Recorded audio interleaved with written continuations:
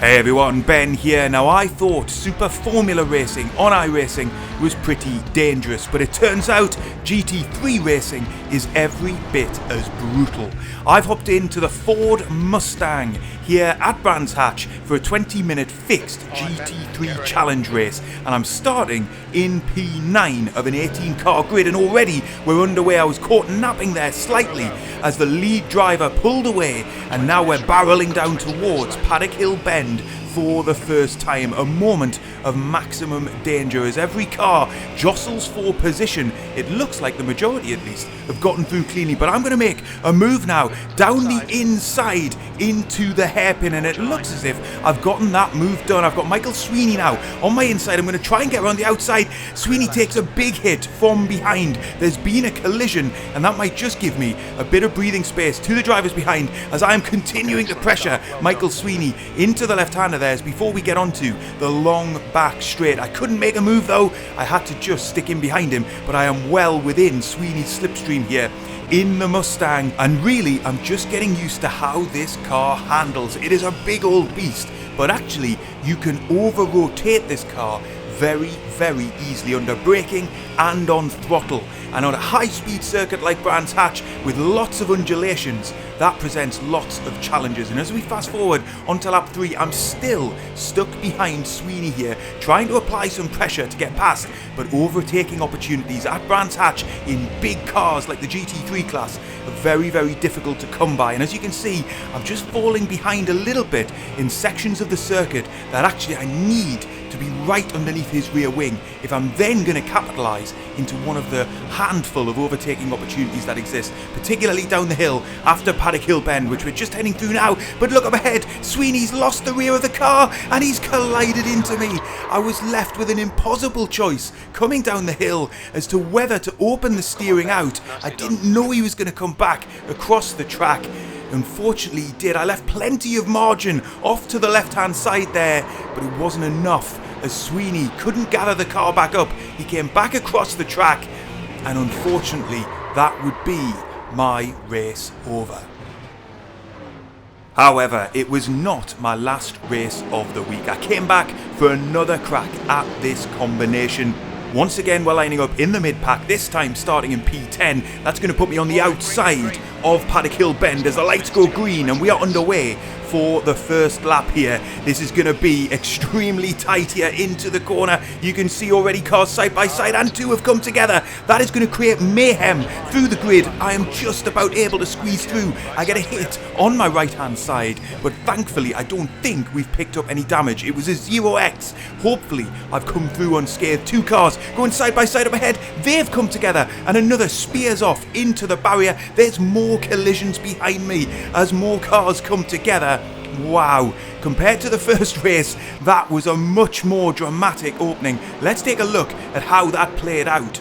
We're following the red BMW of Edward Tyrrell there, and you can see you just got to squeeze into T1 there from the yellow Corvette of Stuart Laymonth, and you can see they're three wide going into the corner. You can see how Stuart himself probably felt a bit squeezed from both sides there, but I did have a chat with Stuart after the race. He's a fan of the channel and he did concede he should have left the driver on his inside a bit more space. And a reminder that if you're a fan of the channel and you ever see me on a grid, do say hi. It's always good to chat to people who are watching the videos. But back to business. We're back to the live action on lap 3, and I'm in hot pursuit of Clement Marguerite there up ahead, but another driver is gone off into Sterling's, and that looks like it's Hutterman. Yes it is. I think he was running in P2, so that is going to promote me up into P8 as things stand. And actually we're not too far away from drivers up ahead, but what a snap of oversteer I got there through the final corner. A reminder that this Mustang is quite the beast to tame around this Brands Hatch circuit. But as the laps tick by, we're on to lap 5 now, and I really do feel like I've got more pace than Marguerite up ahead, and in actual fact I'm being held up. And what's happening now is that the driver behind, Kondrachki, has closed right in on me. So I'm going to have to try and make a move here. Otherwise, I'm going to be under threat from behind. We're up into P7 now. Once the grid had worked itself out, that's where we ended up landing after that incident for Hutterman.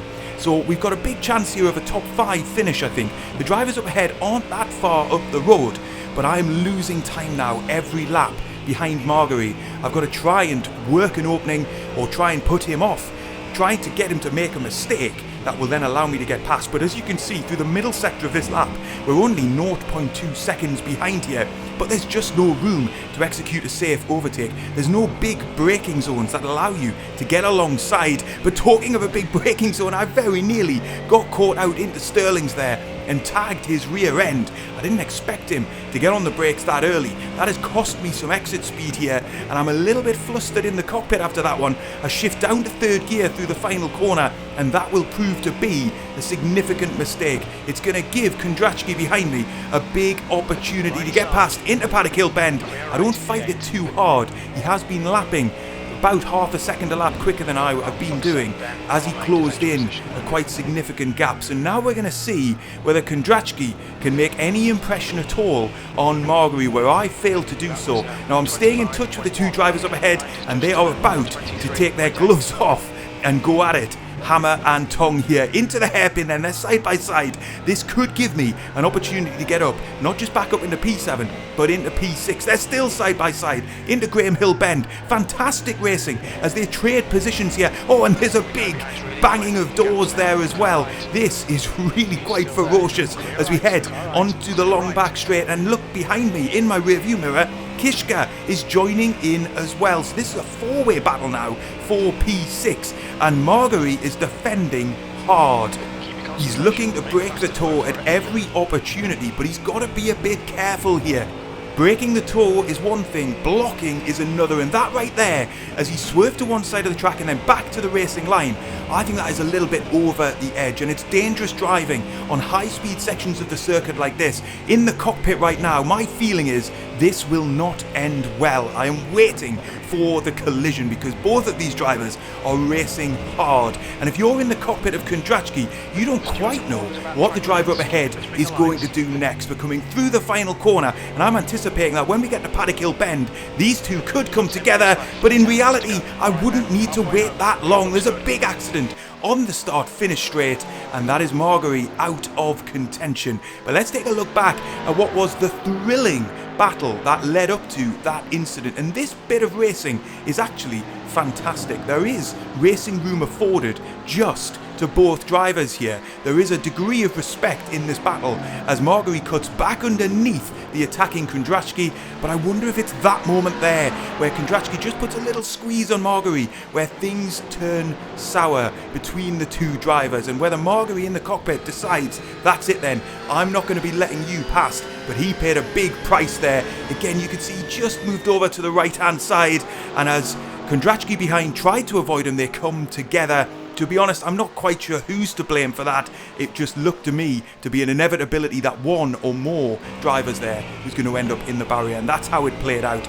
We're rejoining the live action then on lap 8, and I am still trailing behind Kondracki. I'm now up into P7, and in a bit of free air, I am setting quicker lap times. I'm now into the very low 124s as we come through Sterling's again, and there's been another accident. Look at that, the yellow flag came out slightly late. There was a car off on the inside, and that was Clark, who was running in the podium battle, and his race is ruined. He's marooned on the inside of the track and he can't rejoin. So as we get back into the live action on lap 11, that puts me up into P6, and Kondracki and myself have closed right in on the rear wing of Viborg up ahead. Now Viborg is carrying some damage here.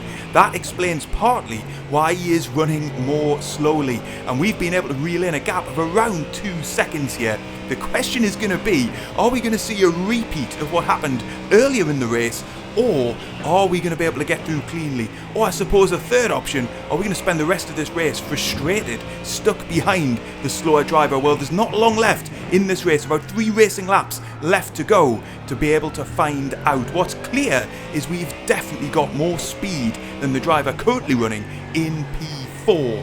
Will Kondracki be able to make a move, or in trying to make a move, will that open up an opportunity for me to steal back past and get up into P5? I think what's going to be challenging for me here is, I've mentioned a couple of times about the Mustang it really does feel like you're having to nurse it through some of the off-camber corners. That is costing me particular bits of lap time in particular sections of this track where ideally you'd be positioning the car to mount an overtake. I'm going to need to get on top of that with a bit more practice, but for now it's meaning that I'm falling back in some quite critical parts of the track. I'm then gaining again in other sections, but that's not really helping me be able to engineer an overtake on these two drivers up ahead. You can see my net lap time is pretty good, but I'm losing time in critical corners, which is then stopping me from being able to get alongside. And unfortunately, that was a bit of a story for both myself and Kondrachki heading into the final lap of this race. You can see up ahead, we've all closed in on P3 and P2. I'm only going to finish this race a matter of seconds off P2, but I'm going to have to settle for P6. Kondrachki finishing P5, and fair play to Viberg, who managed to hold on to P4. And so a really great mix this week of chaos, of crashes, but also some very close, tight racing at Brands Hatch in this GT3 Fix Challenge. There's the top 10 results there. You can see coming home just 16 seconds off the lead, but crucially less than 3 seconds off P2. I am more used to racing in the Super Formula lights, and if you'd like to check out some of my races from that series, I think you'd really enjoy the video that's on screen now.